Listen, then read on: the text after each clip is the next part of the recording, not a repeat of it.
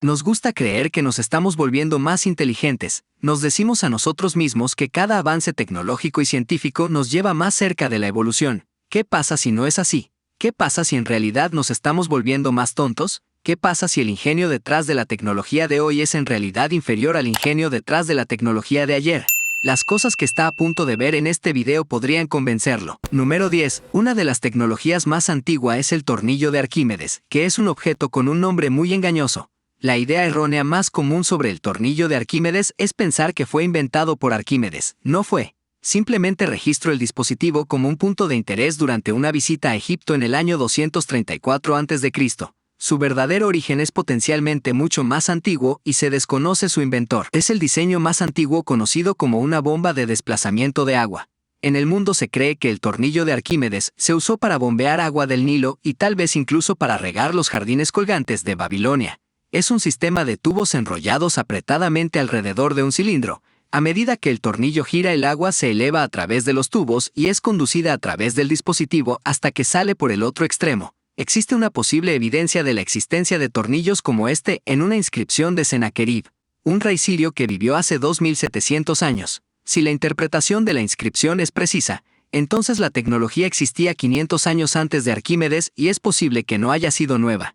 Entonces, ¿a quién se le ocurrió el dispositivo? ¿Dónde lo hicieron? Y lo que es más importante, ¿cómo? Número 9. El diseño de las nereyas gigantes de Hama en Siria nos resulta familiar porque estamos acostumbrados a ver ruedas de ferris modernas en los recintos feriales. Estas no son ruedas de ferris, aunque son enormes ruedas de madera para mover el agua, que pueden tener hasta 2400 años de antigüedad y que todavía están en funcionamiento. Aunque algunos han sufrido daños debido a los recientes conflictos y disturbios en Siria, alguna vez fueron parte de un sistema de riego que servía a Hama en la antigüedad, llevando agua a la ciudad. La fecha precisa de su invención es una incógnita secreta en el tiempo.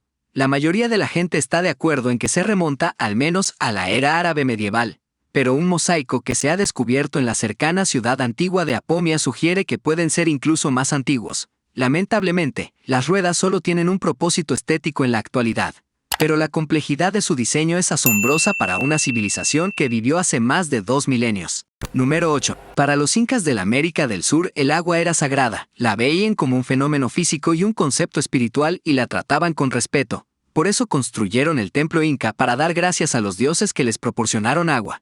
Es un espectáculo asombroso de ingeniería hidráulica. El agua fluye a través de las fuentes del templo incluso a 9000 pies sobre el nivel del mar, gracias a un sistema de canales que se extienden por varios kilómetros a través de roca sólida que se extiende hacia las 4 cuencas principales del Valle Patacocha, que funciona desde el siglo XIII. Los incas idearon su templo repleto de pozos, cascadas y demás elementos acuáticos según sólidos principios hidráulicos, así logrando evitar los saltos hidráulicos cuando era necesario, e incluso aprovechándolos en algunos lugares aplicando un misterioso revestimiento a las rocas para impermeabilizarlas y evitar filtraciones. Crearon canales de drenaje para contrarrestar los efectos de los deslizamientos de tierra y la erosión. Sería un proyecto desafiante para un ingeniero civil en el siglo XXI. ¿Cómo es que se llevó a cabo con éxito en el siglo XIII? Es casi impensable. Número 7. Si piensas en la granada de mano, fue un invento de la Primera o Segunda Guerra Mundial. Pero te tenemos noticias para que descubras el origen de la granada de mano. Tienes que remontarte mucho más allá del siglo XX. Prueba que en el siglo VII es cuando se usaba el fuego griego en los enemigos del Imperio Bizantino. Esta antigua granada de mano no es del siglo XVII, es del siglo XIX, pero la elegimos porque se parece mucho a los dispositivos que se usan en los tiempos modernos. La granada de arcilla tiene forma de bellota e incluso tiene un agujero en la parte superior para insertar un fusible y se llenaba el tope con líquido inflamable y luego arrojado a los barcos enemigos para causar el mayor daño posible. Este ejemplo se encontró en la costa de Israel en el 2016 y se pensó que era un remanente de las cruzadas. El líquido inflamable que contenía probablemente era alcohol, por lo que no habría sido tan destructivo como las granadas de hoy. Número 6. Cuando la electricidad entró en uso común a fines del siglo XXI, en el siglo XIX, provocó una revolución en la forma en que vivimos hoy en día. Nos preguntamos cómo se las arreglaron nuestros antepasados con electricidad, pero es posible que debamos considerar la posibilidad de que no lo hicieran. Eso se debe al descubrimiento de la llamada batería de Bagdad, que a veces también se llama batería babilónica, y fue encontrada en Irak en 1838 ya sea por accidente o por diseño. Nadie puede negar que este objeto funciona como una batería. Dentro de la vasija de barro hay una barra de hierro envuelta con cobre. Es posible que el hierro estuviera envuelto en cobre para razones decorativas, pero ¿cuál será el punto de que si la creación resultante estuviera escondida dentro de la jarra de arcilla? Quizás la pregunta más importante es qué podría ser este artefacto si no es una batería. El dispositivo se probó en estrictas condiciones de laboratorio para determinar si podría generar y mantener una carga eléctrica y la respuesta fue un rotundo sí.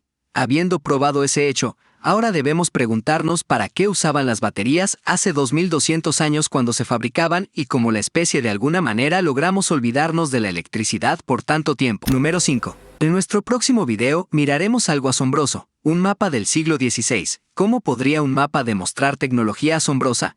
La respuesta no es tanto sobre el mapa, sino sobre lo que hay en él. No es un mapa completo del mundo. Tal conocimiento no habría estado disponible en ese entonces, pero hay algo un poco confuso al respecto. El mapa se enfoca en las áreas del mar que los Rees cruzaban regularmente durante su extrema carrera y sus muchos viajes. Significa que podemos ver Europa, norte de África, Sudamérica y la Antártida. Sí, dijimos la Antártida. No se puede negar que la costa de la Antártida está marcada en el mapa. No hay otra masa de tierra que pueda ocupar esta posición. ¿Por qué es así? Esto es notable porque el primer avistamiento registrado de la Antártida ocurrió en el siglo XIX y Peary dibujó su mapa en 1513. Para hacer las cosas aún más extrañas, parece que cuando Rees vio la Antártida no estaba cubierta de hielo. Número 4. De todas las ciudades antiguas hay una que está en pie todavía y se construyó sobre un arrecife de coral, y esa es Nan Madol en Micronesia. El diseño inteligente presenta trabajos de construcción de piedra y coral en plataformas que se asientan en islas artificiales, todo conectado por canales de agua y definida por un malecón exterior. Sería un diseño de vanguardia para una ciudad del futuro, pero es de un pasado lejano. No sabemos exactamente cuándo pudo haber ocurrido en el pasado. Aunque las estimaciones varían desde el año 500 a 1100, es tan misterioso que no existe registro de cómo, cuándo o por qué fue construido y por quién. Construir una ciudad encima de un arrecife de coral no fue un proceso fácil o lógico, por lo que debe haber tenido algún significado especial, pero se ha perdido en el tiempo. Tampoco hay piedra nativa cerca para ayudar con la construcción, por lo que debe haber sido traída de otro lugar y maniobrada en su lugar sin palancas, poleas o herramientas de metal, con rocas que pesan hasta 50 toneladas cada una. ¿Cómo podría haberlo hecho? ¿Cómo fue posible en ese momento? Número 3. Juanelo Turiano creó una figura en forma de monje y lo hizo en el siglo XVI. Decir por qué lo hizo es un poco más complicado. El sofisticado monje mecánico de Turiano puede caminar, golpearse el pecho en oración, levantar la cruz y juntar las manos en oración mientras inclina la cabeza. Se mueve también como hace 400 años. La figura está hecha de madera y hierro. Es un homenaje a San Diego de Alcalá, hacedor de milagros y curandero del siglo XVI. El llamado monje milagroso supuestamente sanó al hijo del emperador Carlos V, por lo que el emperador hizo que su técnico personal Juanelo Turiano construyera una réplica robótica de él como un tributo. La historia es especialmente conmovedora porque el hijo del emperador rey Felipe II, quien se casaría con Mary e instalaría el catolicismo en toda Inglaterra. El posterior rechazo del catolicismo por parte del rey Enrique VIII fue un factor crítico en el movimiento de reforma. Eso es mucha historia para fijar un muñeco en movimiento. Número 2. Si traduces la palabra karakuri en español, significa truco, y originalmente sería títeres karakuri. Estos inventos del siglo XVII deberían de llamarse con mayor precisión robot o autómatas. El propósito al que servían era algo humilde cuando se colocaban en la posición correcta, y con las herramientas necesarias eran capaces de servir una taza de té. En realidad no estaban destinados a ser una comodidad para sus dueños, aunque era más como una manera del propietario mostrarles a los visitantes el gran invento japonés.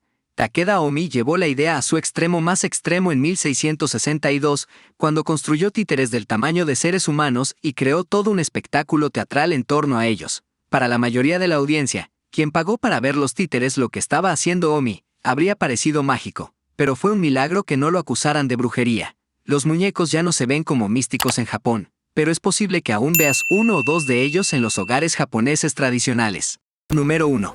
La colección privada de Andriano Dahlgren en Rusia está llena de rarezas y excentricidades, pero no hay nada más extraño en la colección que esta escultura de piedra sólida de un avión en forma de disco. Si miras estas imágenes y piensas que eso se ve exactamente como un platillo volador, no solo eso es lo que casi todos los que han visto la escultura pensaron. La superficie de la escultura está cubierta con inscripciones y dibujos e incluso hay una pequeña figurita dentro del disco. se podría suponer que la figura es para representar un piloto. Una de las imágenes más curiosas en la superficie del objeto bien decorado es lo que parece ser una representación de una figura humanoide con un ovni acostado boca arriba mientras un avión en forma de disco pasa sobre él. ¿Qué significa todo esto?